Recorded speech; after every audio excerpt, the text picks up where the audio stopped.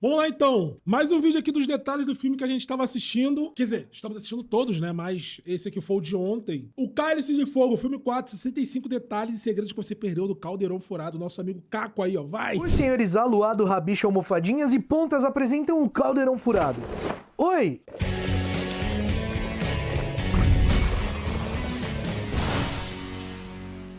Fala aí, bruxões, beleza? Tá chegando agora aqui no Caldeirão Furado? Então deixa de ser trouxa e se inscreva nesse botãozinho vermelho aqui embaixo. Se inscreva. As notificações pra você receber os vídeos assim que eles Aquele forem botão ali de lançados. pular Não pra esquece frente. de deixar o like nesse episódio. Salve, Matheus! Como é que você tá, meu mano? Muito. Quando você deixa o like, o engajamento do vídeo é maior e aí ele é entregue pra mais pessoas que possam se interessar. E meus bruxos, lembrem que é muito importante assistir o vídeo assim que a notificação chega. Porque se chega a notificação e você não clica... Dois o Matheus? algoritmo do YouTube vai entender que o vídeo não é tão interessante, então ele não vai recomendar pra outras pessoas. Mas E aí que o ele engajamento falou vai isso? lá embaixo. Então, por favor, assiste o vídeo assim que ele for lançado. Não esquece que você pode se tornar um membro aqui do Caldeirão Furado e ter acesso a benefícios exclusivos e também clicar no botão Valeu Demais para contribuir com alguma quantia que esteja dentro do seu orçamento, nos valores que aparecem disponíveis aí, e assim o seu comentário fica em destaque aqui no episódio, beleza? Esse é o último episódio da quarta temporada do quadro Magia do Cinema. E hoje nós vamos ver 65 detalhes e segredos que você não reparou em Harry Potter e o Cálice de Fogo. Logo no início, quando o logo da Warner vem aparecendo ali na tela, é possível ver o reflexo da Nagini deslizando ali. E se você prestar atenção, também vai conseguir ouvir a Nagini falando ali em ofidioglossia.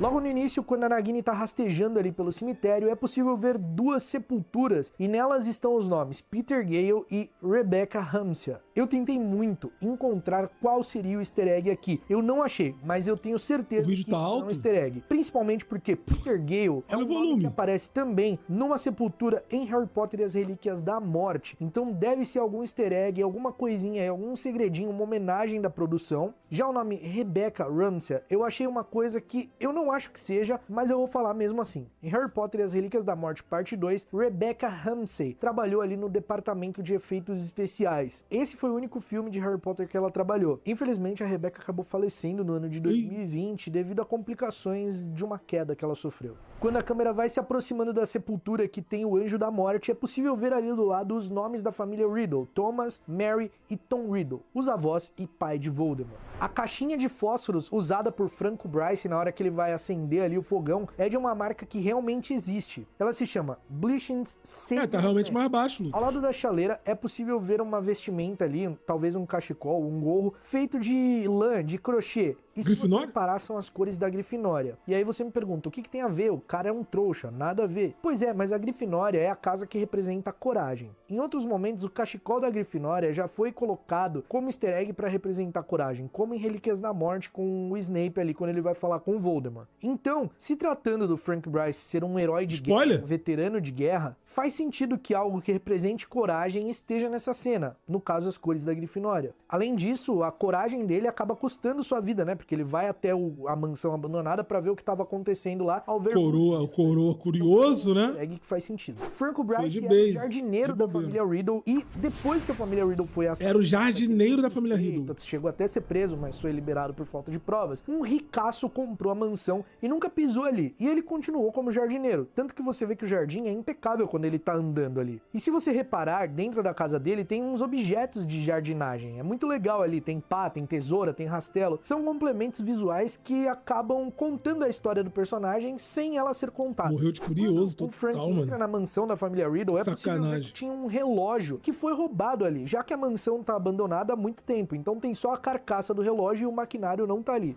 Quando a Hermione acorda o Harry na toca, o quarto do Rony é cheio de segredos. Atrás do Harry tá a revista em quadrinhos Looney Nombe, que a gente já falou aqui nos detalhes de Prisioneiro de Azkaban, que é um quadrinho que conta a história de um bruxo que teve sua banana roubada por um diabrete da Cornualha. Pelo quarto do Ron, vários adesivos do Chudley Cannon são espalhados. Tudo de quadribol. Parede cheio de adesivo. Até a manta dele é do Chudley Cannons, uma manta feita à mão pela senhora Weasley. Você pode ver que tem até um pôster ali do lado da cama, tem um apito pendurado ali que provavelmente eles usam pra jogar quadribol. Será que um dia a gente vai ter um filme ou uma série ou alguma coisa relacionada a quadribol? Nunca, né? Eles implicavam com a Gina, mas eles deixavam ela jogar de vez em quando. Atrás do Harry, ali mais do lado esquerdo, você vai conseguir... É muito pra quem é nerd do filme, né?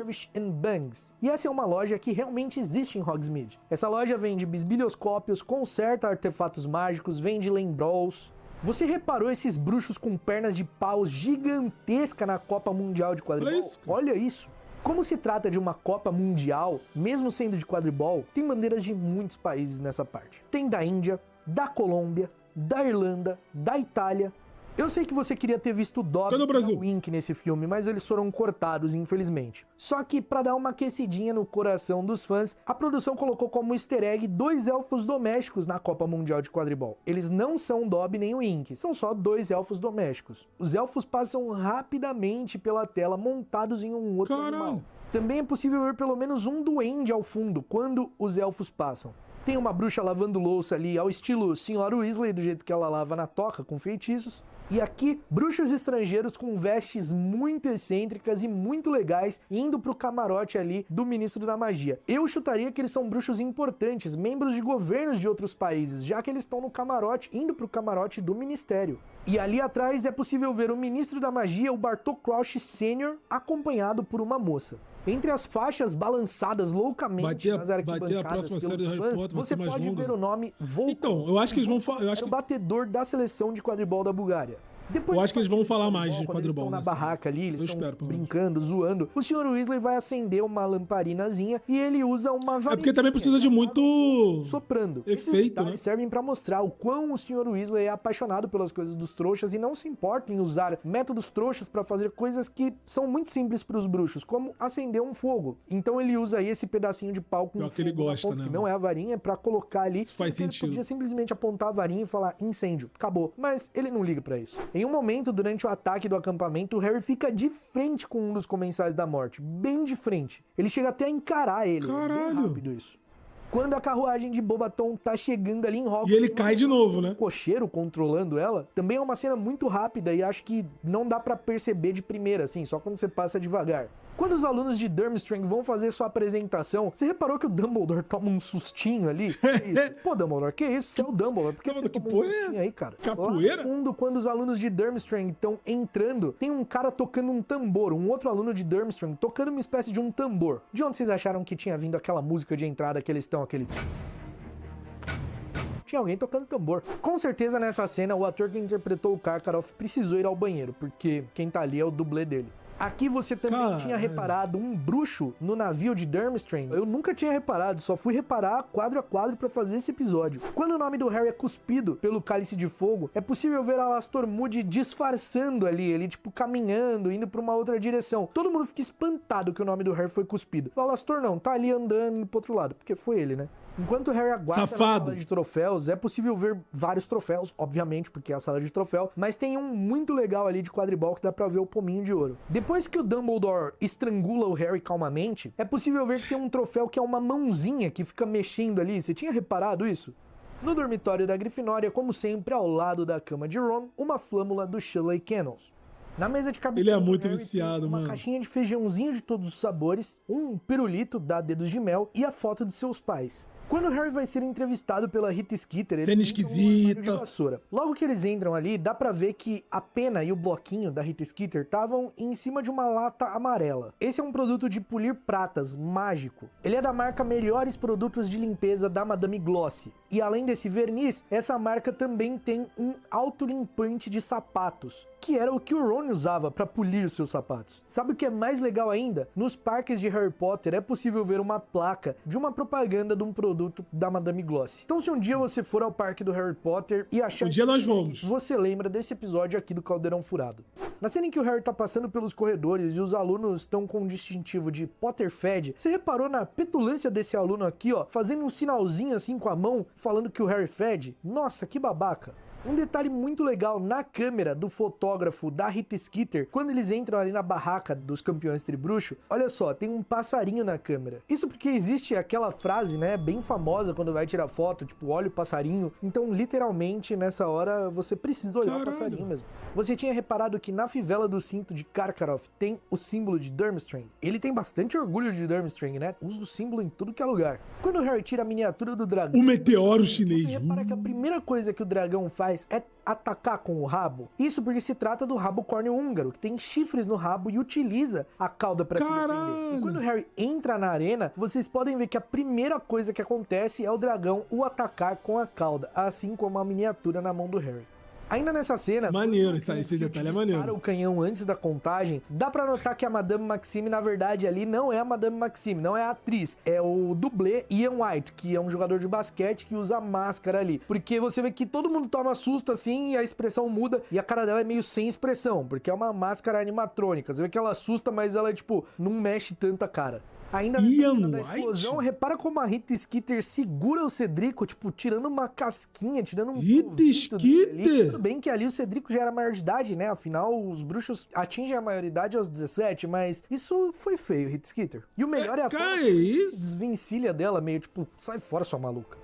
Ali no canto tem caixas... Ela tava pra frente no filme, né? Field Supplies. Podem ser qualquer tipo de suprimento de horta. Porque ela tava pra frente. frente. De campo. Ou seja, pode ser verduras, legumes, tudo que dá em horta. Mas como também abaixo tem uma caixa com uma cruz vermelha, que representa primeiros socorros, talvez ali tenham plantas, ervas, ingredientes utilizados pra curar alguns tipos de ferimento.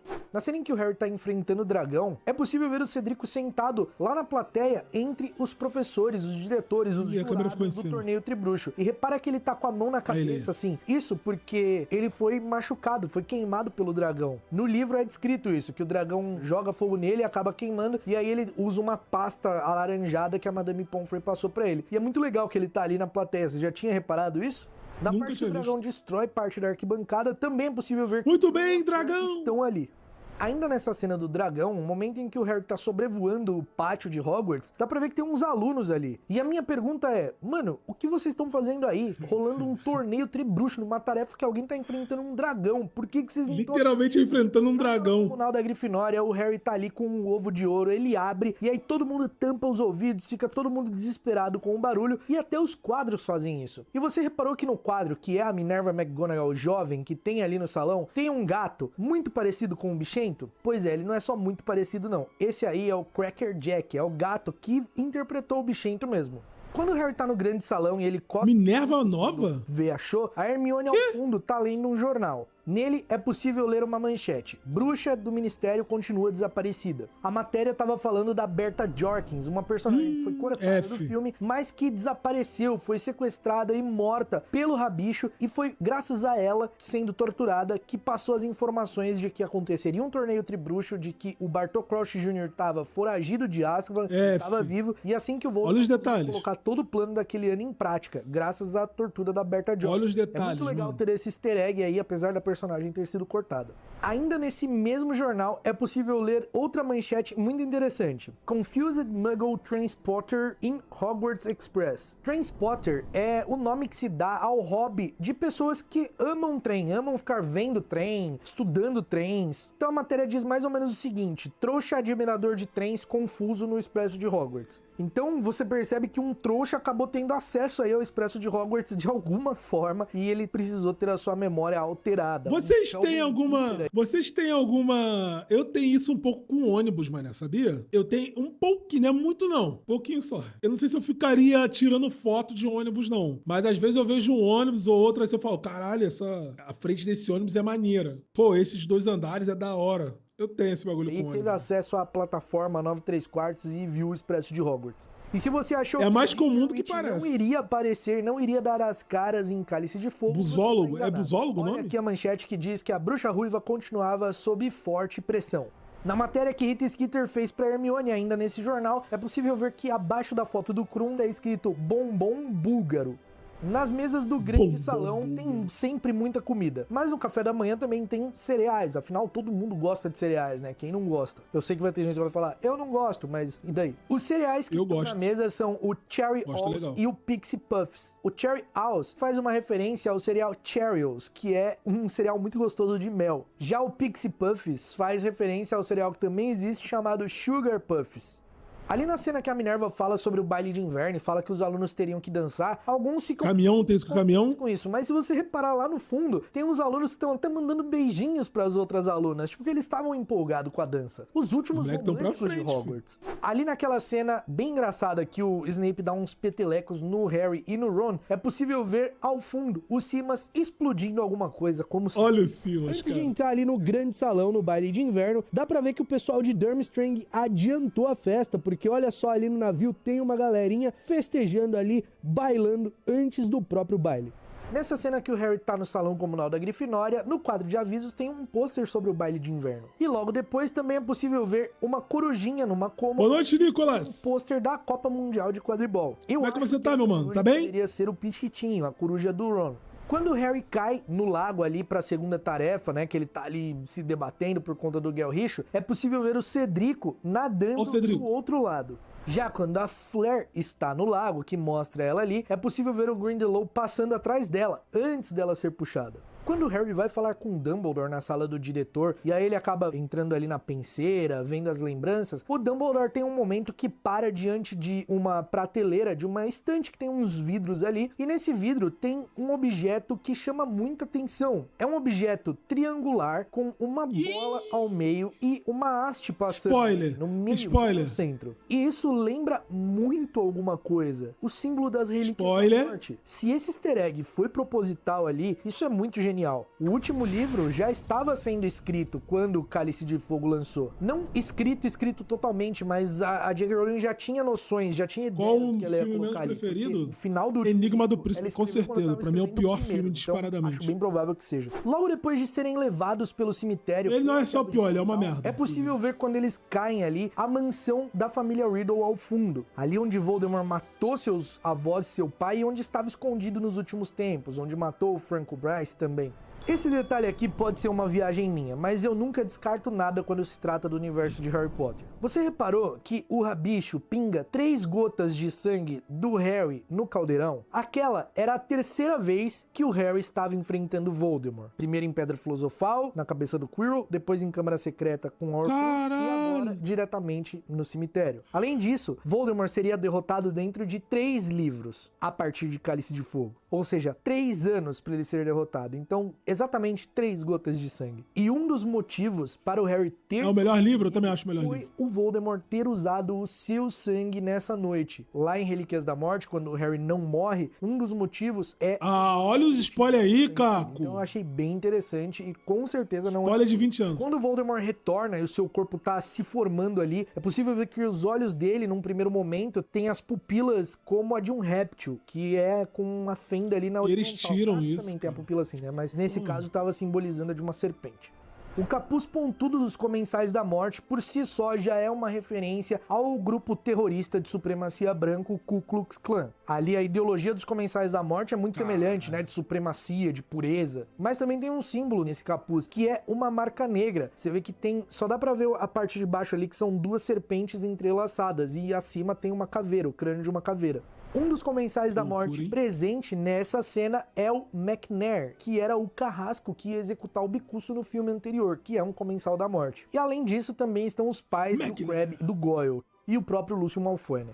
Na mão de prata que o Voldemort conjura pro Rabicho, tem uma serpente. Olha só, você já tinha reparado isso? Enquanto Voldemort tortura o Harry, um menino de 14 anos, tem um Comensal da Morte... Não, o próximo é o Ordem da Fênix. Você vê como os Comensais da Morte eram ruins. Eu não sei se você tinha reparado isso, se que você é um bom tinha notado, mas eu quero falar mesmo assim. Você só que ele é... Os ecos de vida das vítimas do Voldemort que saem da varinha dele, saem na ordem inversa a qual ele os matou? O primeiro eco que sai é o do Cedrico, e o Cedrico foi o último que ele matou. O segundo eco que sai é o do Franco Bryce, que foi quem ele matou antes do Cedrico, lá no início do filme. Já os outros 2 ecos que saem são os pais do Harry, que ele matou lá em 1981. No livro também sai o eco da Bertha Jorkins, só que como ela foi cortada do filme, então não fazia sentido colocar ali. Então isso é bem interessante, porque entre esses todos, os pais do Harry foram mortos primeiro, e aí eles saíram da varinha por último. O Cedrico foi morto por último, e saiu da varinha tecnicamente... primeiro. Quem matou o Cedrico foi o Rabicho, né? Price saiu ali no meio. Esses são os únicos ecos que saem ali, porque foram as últimas pessoas mortas usando a varinha do Voldemort. Não sai todo mundo que ele já matou, são só as últimas. Por isso que o Prior Incantatem forçou a varinha. Ele usa a varinha dele? Eu nem lembro no filme, não sei se mostra. O eco de vida dessas pessoas foi regular. No livro sim, mas no filme eu não lembro se mostra. Que o Alastor Moody era na verdade um impostor e que ele estava tomando poção polissuco. O Dumbledore disse que agora eles sabiam quem tava roubando do estoque. E aí, se você reparar, o Harry dá uma olhada pro Snape assim, tipo, e aí, tá satisfeito? Porque ao longo da história, o Snape fica acusando o Harry de ter roubado ingredientes dele.